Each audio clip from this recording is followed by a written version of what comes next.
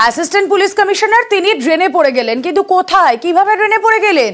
বিক্ষোভকারীদের থানায় আনার সময় বিপত্তি, ডিওয়াইএফআই কর্মীদের এনজেপি থানায় আনার সময় বিপত্তি। যে ছবি আপনারা দেখছেন, পুলিশের গাড়িকে ঢুকতে বাধা বিক্ষোভকারীদের, টাল সামলাতে পারেননি আর তাই ড্রেনে পড়ে যান এসএপি। পরে পুলিশ আটক করে একজনকে।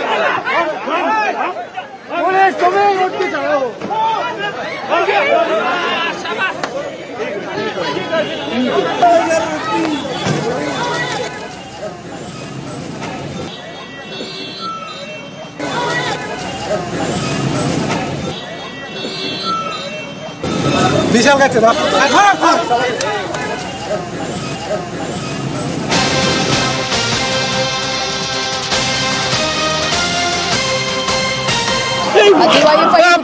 অভিযানে ধুন্ধুমার। বেকার বিরোধী দিবসের ডাক দিয়ে মিছিল। যে ছবি আপনারা দেখছেন, মিছিল ছত্রভঙ্গ করতে পুলিশের জলকামান, কাঁদানে গ্যাসের শেল, লাঠিচার্জ।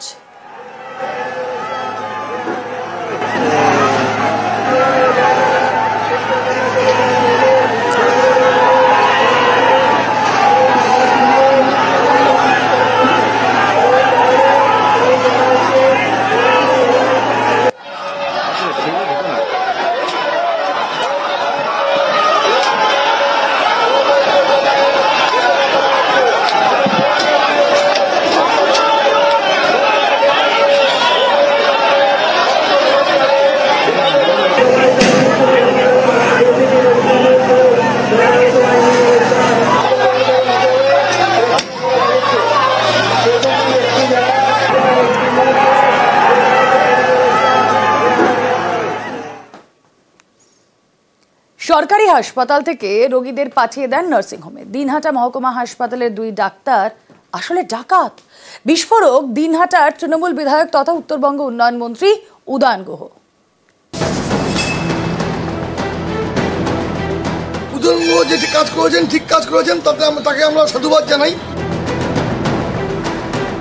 কি করেছেন উদয়ন গুহ? কেন তাকে এভাবে সাধুবাদ জানাচ্ছেন দিনহাটার বাসিন্দারা? উদয়ন গুহ আসলে বিস্ফোরক এক দাবি করেছেন। দিনহাটা মহকুমা হাসপাতালের দুই চিকিৎসককে ডাকাত বলে তোপ দেখেছেন সোশ্যাল মিডিয়ায়।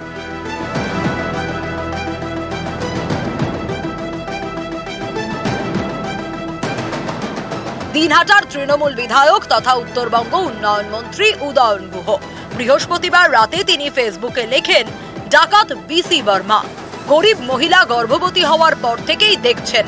বুধবার লেবার পেন শুরু হলে তাকে দিনহাটা হাসপাতালে ভর্তি করা হয়। বৃহস্পতিবার ডাকাত জোর করে ছুটি দিয়ে দেন। যন্ত্রণায় কাতর রোগী বাধ্য হয়ে ডিভাইন নার্সিংহোমে যান। দুপুর 2:30টার সময় দিনহাটা হাসপাতালের আরেক ডাকাত সিজার করান।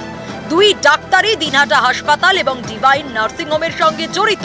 এরাই সব সমাজের মেধাবী সন্তান। মধ্যেই ডাক্তারদের একাংশের মতে মাঝে মধ্যেই রোগীদের হাসপাতাল থেকে ভাগিয়ে নার্সিংহোমে নিয়ে যাওয়া হয়। এই অভিযোগ প্রচুর আসে। উদয়ন গুহ যে কাজ করেছেন, ঠিক কাজ করেছেন, তাকে আমরা সাধুবাদ জানাই। দেখুন, চিকিৎসক মহলে কিছু তো অসাধু চিকিৎসক রয়েছে, যাদের জন্য আমাদের সাধারণ মানুষকে হয়রানি হতে হচ্ছে। দিনহাটার কোনো লোক সমস্যায় না পড়ে তিনি তার প্রতিবাদ সবসময় করে যাচ্ছেন। সমাজ মাধ্যমে যে অভিযোগ করেছে তা অত্যন্ত গুরুত্ব নিয়ে খতিয়ে দেখা হবে। যদি সত্যি কেউ দোষী থাকে তদন্তে প্রমাণিত হয়, উপযুক্ত ব্যবস্থা নেওয়া হবে। সরকারি হাসপাতাল থেকে নার্সিংহোমে, সেখানে ভালো খরচ। অভিযোগ, প্রসবের পর মোটা বিল ধরানো হয় পরিবারকে। খবর পেয়েই আসরে নামেন উদয়ন গুহ। ডাক্তারদের ডাকাত বলে তোপ দাগেন। পাশাপাশি কড়া বার্তা দিয়ে সোশ্যাল মিডিয়ায় লেখেন, ওই ডাক্তারকেই নার্সিংহোমের খরচ মেটাতে হবে। রাত জাগা লাল পাখিরা এখন কোথায়? এরপরে উদয়ন গুহ নিজের এই পোস্টটি এডিট করেন। লেখেন, এইমাত্র খবর পেলাম সব খরচ মকুব হয়ে গিয়েছে। কোচবিহার থেকে শুভঙ্কর সাহা, নিউজ 18 বাংলা।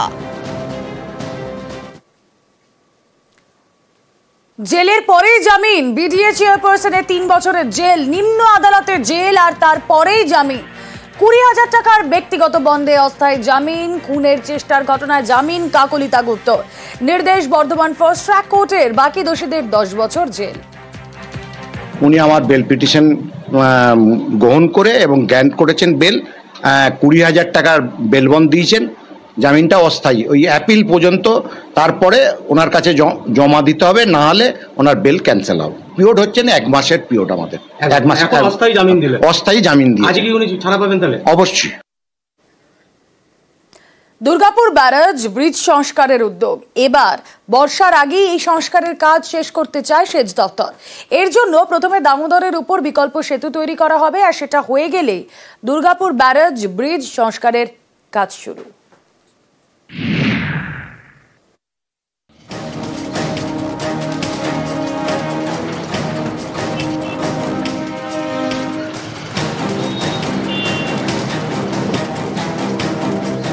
দামোদরের উপরে ব্যারেজ এবং ব্রিজ, দুর্গাপুর ব্যারেজ ব্রিজ। একদিকে পশ্চিম বর্ধমানের দুর্গাপুর, আরেকদিকে বাঁকুড়ার বড়জোড়া। দুই শিল্প শহরের মাঝের এই গুরুত্বপূর্ণ ব্রিজ দীর্ঘদিন ধরে বেহাল। এবারে ব্যারেজ ব্রিজ সংস্কারে উদ্যোগী হয়েছে সেচ দপ্তর।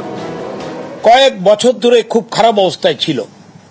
মুখ্যমন্ত্রীর নির্দেশে আমরা যুদ্ধকালীন ভিত্তিতে আমরা এটা গ্রহণ করেছি to repair this with the help of the PWD department, transport department.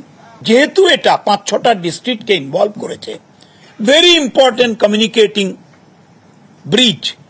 যাতায়াত কিভাবে ডাইভার্ট করব, কোন দিক দিয়ে বের করব, কোন দিক দিয়ে ঢুকবে, কমিউনিকেশন, আবার সেটাকে মেনটেন করে রিপেয়ার, এই সবগুলোই আমরা করছি। ব্যারাজ ব্রিজটা খুবই ইম্পর্টেন্ট। এটা 5টি জেলা কানেক্ট করে উইথ দি পুরুলিয়া, বাঁকুড়া, মূলত বাঁকুড়া ক্ষেত্রে। তো ফলে এই যে ব্রিজটা কন্ডিশন, ব্যারাজ ব্রিজ কন্ডিশনটা খুবই খারাপ ছিল। নাও দুর্গাপুর ব্যারাজ ব্রিজ যখন করা হচ্ছে আমাদের গভর্নমেন্টের নির্দেশে, আমরা সেখানে ডাইভার্জন রোডটা করছি ডাউন স্ট্রিমে। ডাইভার্জন রোডের ডিস্টেন্স হচ্ছে, লেন্থ হচ্ছে around 1.2 kilometre. Tender process complete হয়ে ওয়ার্ক অর্ডার আমরা ইস্যু করে দিয়েছি। 1955 সালে দুর্গাপুর ব্যারাজের উপর এই ব্রিজ তৈরি করা হয়। বড়সড় সংস্কার হয় 1964 সালে। প্রায় 60 বছর পরে আবারও ঢেলে সংস্কার। নতুন করে সারাই হওয়ার জন্য রাজ্য সরকারকে ধন্যবাদ। আমরা Durgapur chamber of commerce, Barjora chamber of commerce থেকে একটা আবেদন দিয়েছি যাতে আরেকটা সেতু তৈরি হয়। বাঁকুড়া পুরুলিয়ার সঙ্গে কলকাতার যোগাযোগের অন্যতম গুরুত্বপূর্ণ রাস্তা দুর্গাপুর ব্যারেজ ব্রিজ। এই ব্রিজের বেহাল ছবিটাই এবার বদলাতে চলেছে বলে আশা। এটা বাঁকুড়া থেকে দুর্গাপুরের একটা মেন রাস্তা। রাস্তাটা তৈরি হলেই ভালো, যানজট কম হবে, মানুষের যাতায়াতের সুবিধা হবে। আমরা পুরুলিয়া থেকে আসছি, ধরুন অনেকটা রাস্তা আসতে হয় আমাদেরকে, তার মাঝখানে যদি জট সহ্য করতে হয় অনেকটাই কষ্ট হয়। সেক্ষেত্রে অনেক ভালো হবে, রাস্তা পরিষ্কার হবে, তাড়াতাড়ির মধ্যে পৌঁছে যাবো, যাতায়াত সুবিধা হবে। আমি ধন্যবাদ জানাবো আমাদের বাংলার মুখ্যমন্ত্রী, মাননীয় মুখ্যমন্ত্রী মমতা বন্দ্যোপাধ্যায়কে, এবং সাধারণ মানুষের যে বেহাল অবস্থা ছিল সেই বেহাল অবস্থা থেকে মানুষ আবার সুন্দরভাবে যাতায়াতের করতে পারবেন, এবং বিভিন্ন দুর্ঘটনার যে সম্মুখীন হচ্ছিল সেই সম্মুখীন আর হতে হবে না।